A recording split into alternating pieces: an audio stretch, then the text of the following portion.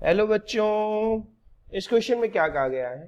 In Newton second law F is equals to ma, a is the acceleration of mass m with respect to any observer, any inertial observer, an observer at rest only, an observer moving with uniform speed only.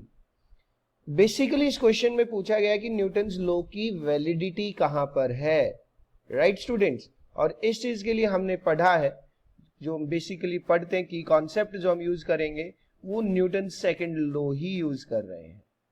Clear? तो Newton का second law, ध्यान से जब हम पढ़ते हैं इस law को तो हमें ये पता है कि न्यूटन्स लॉज की वैलिडिटी होती है इनर्शियल फ्रेम्स ऑफ रेफरेंस में। What are inertial frames of reference? ये चीज होती है बच्चों की, इनर्शियल फ्रेम्स वो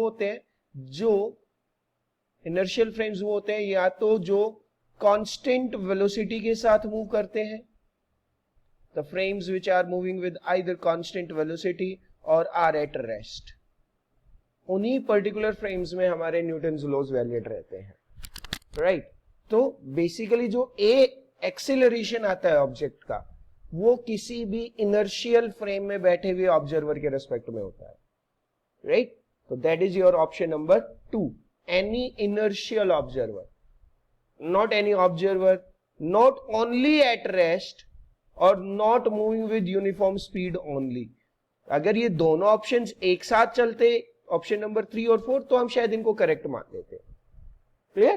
तो that is any inertial observer, that is the answer to this question.